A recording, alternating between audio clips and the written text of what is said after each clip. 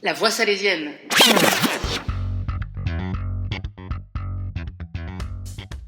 Le podcast préféré de Don Bosco et Marido. Bonjour à tous et bienvenue dans le podcast Voix salésienne, le podcast qui vient parler d'éducation et de pédagogie sous le regard de Don Bosco et de Marie-Dominique Mazzarello. Aujourd'hui, pour notre deuxième format court, nous allons aborder un mot-clé de la pédagogie salésienne, celui de la réussite. Finalement, qu'est-ce que cela signifie la réussite dans notre monde actuel ? Avec un regard salésien. Pour cela, nous échangerons avec Simon-Pierre Escudero. Mais avant de rencontrer Simon-Pierre, partons tout de suite à la rencontre de Don Bosco. Qu'est-ce que cela signifiait pour lui, la réussite ? Avec Don Bosco ou avec Marie-Dominique Mazzarello, on peut parler de pédagogie de la réussite. Mais alors, sur quoi repose-t-elle ? À la fois sur le fait de mieux prendre en compte les préoccupations de l'enfant. Cette pratique d'écoute, dont Karine nous avait parlé, était déjà développée au temps de Jean Bosco et de Marie-Dominique dans les maisons salésiennes. En réalité, il s'agit d'écouter et de voir. D'où la pratique chez Jean Bosco de ce qu'on appelle le petit mot à l'oreille. Cette petite parole, cette attention donnée où l'enfant va se sentir reconnu, qui permet à la fois d'encourager, de valoriser, mais aussi parfois de pouvoir corriger des comportements ou des attitudes peu adaptées. Le point de départ de la réussite de l'enfant pour Jean Bosco, c'est d'abord de changer de regard sur l'enfant que l'on accompagne, en valorisant son savoir-faire, ses réussites, en prenant en compte les différentes formes d'intelligence, de compétences, de potentialité, et en prenant en compte le rythme de chaque enfant. C'est finalement cette qualité d'être avec, être réellement présent à celui qu'on accompagne. C'est ça que faisaient Jean Bosco et Marie-Dominique, et c'est ça qui conduisait à cette fameuse pédagogie de la réussite. Mais il serait dommage d'aborder là qu'une question individuelle. En réalité, pour Jean Bosco et Marie-Dominique, la réussite, c'est aussi celle d'une société qui se construit. Et c'est ainsi que dans toutes les maisons salésiennes, la mixité sociale est un des premiers critères de la réussite de chacun. Je vous propose d'accueillir tout de suite Simon-Pierre. On est ravis que tu sois avec nous. Est-ce que tu peux te présenter, s'il te plaît ? Bonjour à tous, je m'appelle Simon-Pierre Escudero, je suis actuellement le directeur adjoint du lycée de Ressin depuis 7 années tout juste.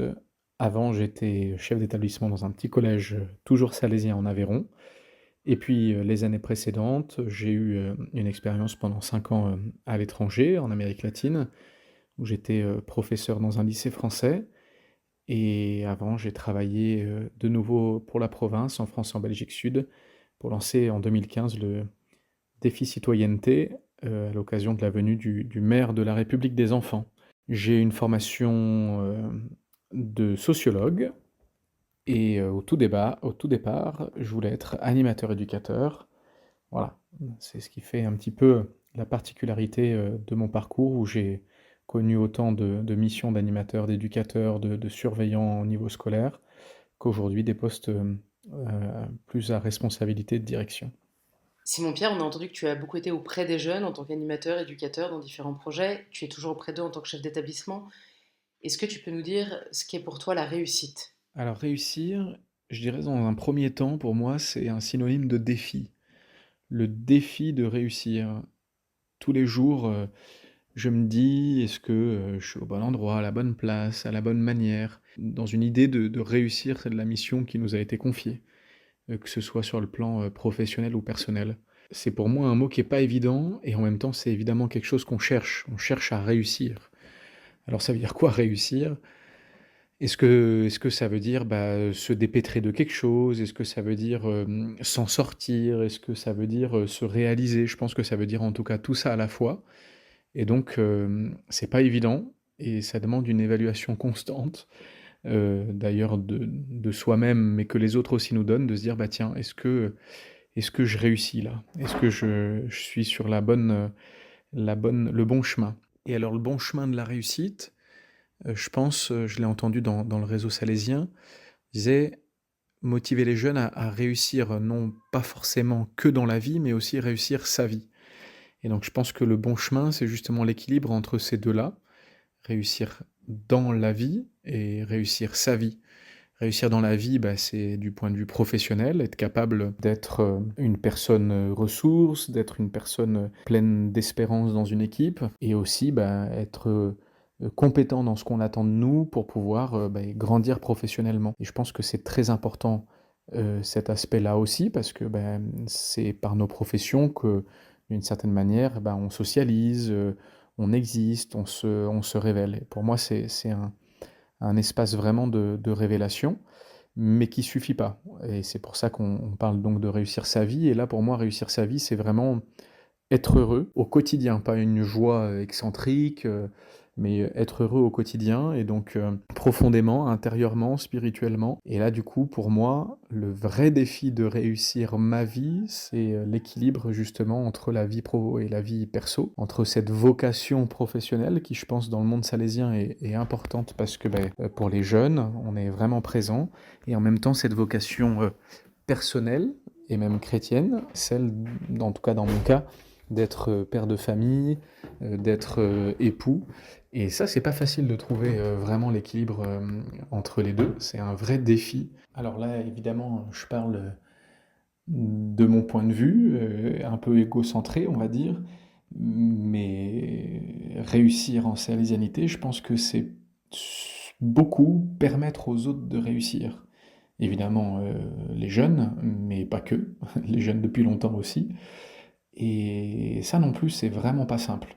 J'ai même envie de dire que pour moi, c'est le plus compliqué. Autant j'arrive à voir de mon côté et on arrive à me faire voir, tiens, voilà, quels sont le bon chemin ou le mauvais, où il faudrait ajuster, mais j'ai du mal, ou en tout cas je me force vraiment au quotidien, on va dire que c'est pas naturel, à permettre, à être un révélateur de réussite des autres.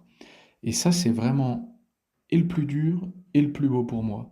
Je pense que c'est pas une option dans la pédagogie salésienne et du coup dans notre spiritualité que de révéler la réussite des autres. D'une part, c'est pas naturel parce que ça demande aussi un petit peu de s'effacer, mais en plus dans notre culture, on est sûrement plus habitué à montrer ce qui va pas que ce qui va, et donc c'est pas une évidence. Et donc souvent, au quotidien, je me dis, tiens, est-ce que là j'ai été le révélateur de la réussite de l'autre, non pas pour dire qu'on est dans le monde des bisounours, mais pour qu'il puisse s'appuyer de ça, pour aussi, quand on lui dit ce qui ne va pas, eh bien ne pas oublier qu'il n'est pas que négatif, mais on a quand même besoin de lui et il va pouvoir progresser. En conclusion, pour moi, la réussite, c'est un vrai défi. C'est cet équilibre entre réussir dans la vie et réussir sa vie, pour se révéler au quotidien et révéler même sa vocation.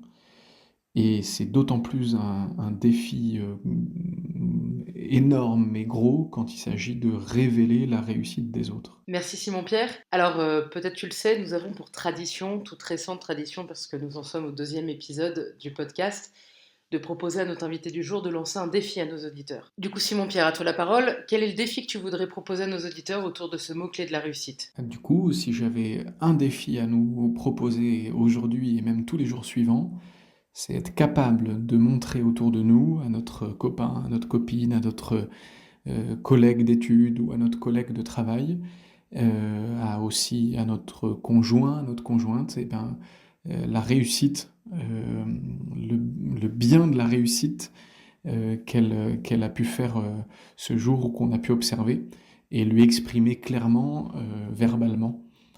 Je pense que c'est un bon défi pour aujourd'hui. Merci beaucoup Simon-Pierre. C'était Sœur Anne-Flore pour le podcast Voix salésienne, le podcast qui vient parler d'éducation et de pédagogie sous le regard de Don Bosco et Marie-Dominique Mazzarello. Retrouvez-nous tous les mois pour notre format court autour des 12 mots-clés de la pédagogie salésienne. Mais on vous donne rendez-vous aussi une fois par trimestre pour un format plus long qui permettra plus d'échanges et de débats. La Voix salésienne.